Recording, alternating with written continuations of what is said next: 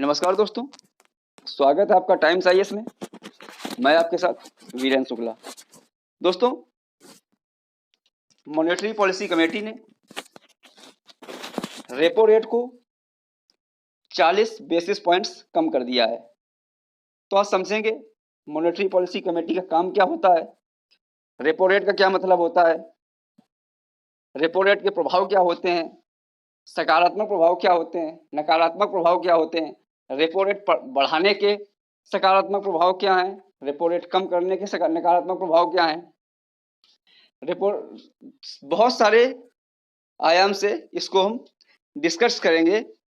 चलिए स्टार्ट करते हैं। तो सबसे पहले है what is MPC. Monetary policy को एमपीसी बोलते हैं, मॉनेटरी पॉलिसी कमेटी।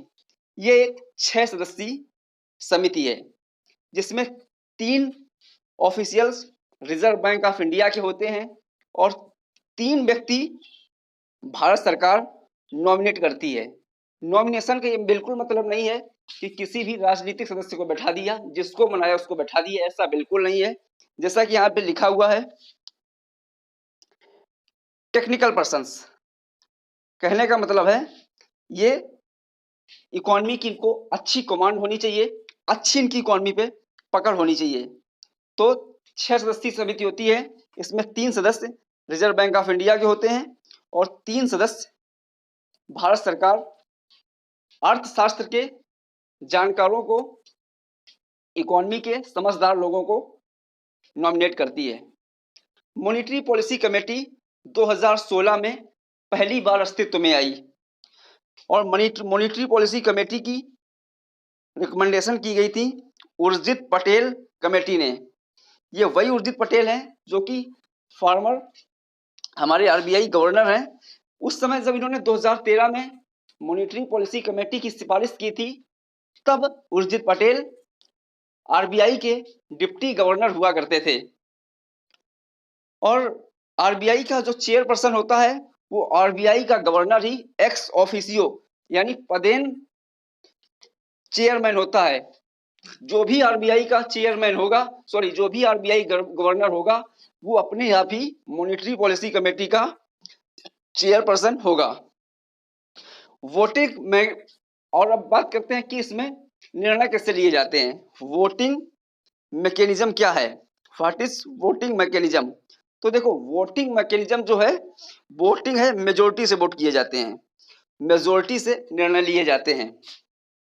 और इसमें जो आरबीआई का गवर्नर है वो नॉर्मली वोट कास्ट नहीं करता है, नॉर्मली आरबीआई का गवर्नर वोट कास्ट नहीं करता है, ठीक है। लेकिन अगर किसी भी समय मामला टाई वाला हो जाता है, वोट बराबर हो जाए, जैसे 2-2 हो जाए, तो नॉर्मली 5 लोग ही वोट डालते हैं। लेकिन अगर किसी स्थिति में कोई व्यक्ति एब्सेंट है और 4 लोगों ने निर्णय लिया, उसमें मामला 2-2 पे पहुंच गया, तो उस समय आरबीआई का जो गवर्नर है वो डिसिजिव वोट, निर्णायक वोट देता है। जैसे कि लोकसभा का अध्यक्ष लोकसभा में और राज्यसभा का सभापति यानी जो पीठासीन अधिकारी होता है वो डिसिजिव वोट देता है, जैसे कि राज्यसभा में उपराष्ट्रपति।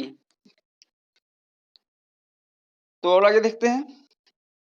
तो अभी क्या खबर है, अभी कॉन्टेक्स्ट ये है कि वित्तीय वर्ष 2020-21 की दूसरी मॉनेटरी पॉलिसी की, वित्तीय वर्ष 2020-21 की पहली बैठक हुई मॉनेटरी पॉलिसी कमेटी की। और इस पहली बैठक में कई महत्वपूर्ण निर्णय लिए गए।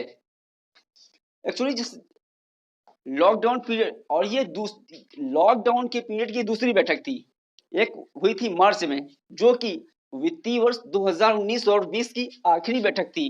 और अभी जो ये हुई है 2 दिन पहले, ये मीटिंग वित्तीय वर्ष 2020-21 की मॉनेटरी पॉलिसी कमेटी की पहली बैठक थी। तो इसमें क्या किया गया है कि मॉनेटरी पॉलिसी कमेटी ने जो रेपो रेट है उसको 40 बीपीएस कम कर दिया है। तो अब रेपो रेट हो गई है 4%। अब रेपो रेट हो गई है 4%। अब समझेंगे रेपो रेट है क्या। रेपो रेट एक ब्याज दर है। कौन सी ब्याज दर है? रेपो रेट वो ब्याज दर है जो कि आरबीआई, जिस दर पर आरबीआई बैंकों को उधार देता है। आरबीआई जो है पैसा बैंकों को उधार देता है और ये अल्पकालिक ऋण होता है। ठीक है, ज्यादा लंबे समय के लिए नहीं होता है, ये अल्पकालिक ऋण होता है और बैंकों को दी गई अमाउंट पर, कैपिटल पर, राशि पर जो आरबीआई इंटरेस्ट चार्ज करता है वो होती है रेपो रेट। और और बैंक क्या करते हैं? बैंक रेपो रेट के हिसाब से ही अपनी ब्याज दरों को तय करते हैं। अगर रेपो रेट ज्यादा होगी तो बैंकों को कर्ज महंगा मिलेगा, तो बैंक भी जनता को जो कर्ज देंगे वो महंगा देंगे। अगर रेपो रेट सस्ता होगा तो बैंक पैसा आरबीआई से लेंगे और जनता को भी सस्ता ऋण देंगे। तो रेपो रेट जो है एक बेंचमार्क लेंडिंग रेट होती है, जिस पर कि इसी आधार पर जो बैंक्स होते हैं वो अपनी ब्याज दरों को तय करते हैं।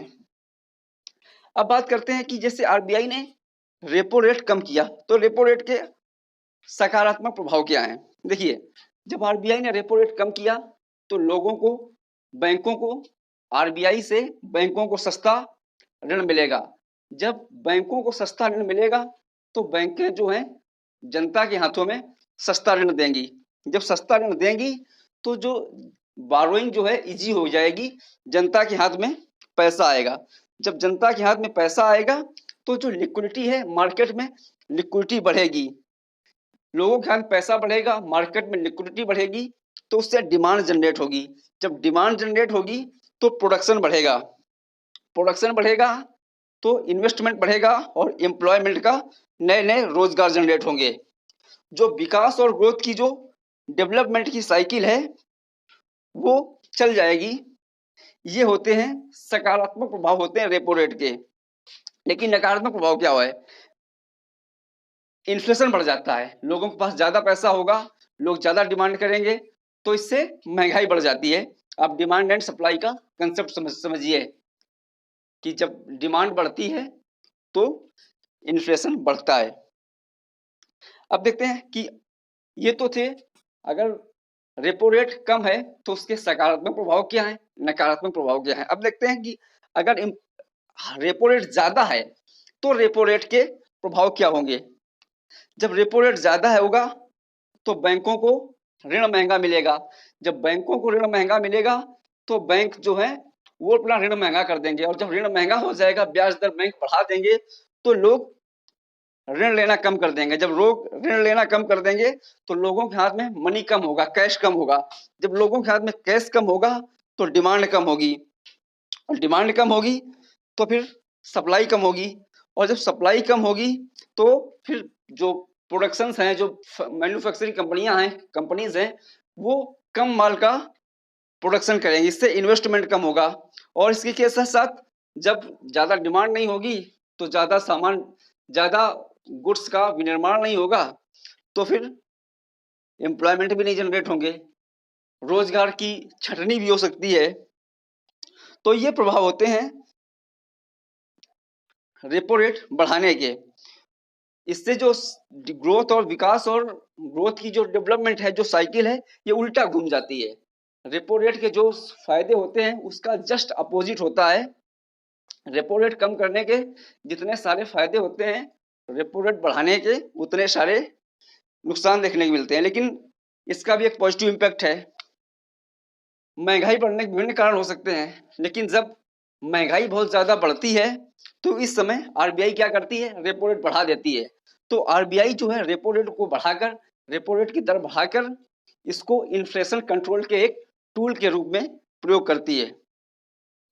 और मॉनेटरी पॉलिसी जो कमेटी है, मॉनेटरी पॉलिसी कमेटी का मुख्य काम यह है कि इस तरीके से लेंडिंग रेट को तय करना है। Repo rate, reverse repo rate, सारी ऑपरेशंस को इस तरीके से बैंकिंग रेट को डिसाइड करना है कि महंगाई एक दायरे में रहे। महंगाई का दायरा क्या है? महंगाई का दायरा है आपका, ये देखो, 4 ±2। मतलब आइडियल स्थिति है 4, महंगाई 4% रहनी चाहिए। सीपीआई पर, कंज्यूमर प्राइस इंडेक्स पर महंगाई 4% रहनी चाहिए, लेकिन ±2%, यानी 2% ऊपर नीचे भी चलेगा। कहने का मतलब है कि महंगाई की आइडियल स्थिति है 4, लेकिन ±2 मतलब 6 से लेकर 2 तक। आइडियल स्थिति है 4, अगर 2% ऊपर जाती है या 2% नीचे आती है तो इसको कवर करना है, बहुत हो हल्ला नहीं मचाना है। तो ये काम है एमपीसी का कि इन्फ्लेशन को एक दायरे में सीमित रखने के लिए बेंचमार्क या बैंकिंग रेट को सही तरीके से तय करना है। तो ये था मॉनेटरी पॉलिसी कमेटी का एक लेक्चर। अभी 2 दिन पहले जो फाइनेंशियल ईयर की 2020-21 की जो बैठक हुई, इसमें 40 बीपीएस कम कर दिया गया एमपीसी। तो अब कितना बचा? 4% है हमारी रेपो रेट। और ये बैठक हुई, इसमें निर्णय लिया गया 5:1, 5:1 से निर्णय लिया गया। जो चेतन घाटे हैं, आरबीआई के एमपीसी में एक नॉमिनेटेड पर्सन है, और चेतन घाटे ने कहा था कि 25 बीपीएस कम किया जाए। बाकी 5 लोगों ने कहा नहीं, 40 बीपीएस कम किया जाए। और आपको पता है निर्णय मेजोरिटी से लिए जाते हैं। तो फिर आरबीआई का जो रेपो रेट है वो 40 बीपीएस कम करके इस समय 4% पर कर दिया गया है। तो दोस्तों फिलहाल इस डिस्कशन में इतना ही। Thank you very much.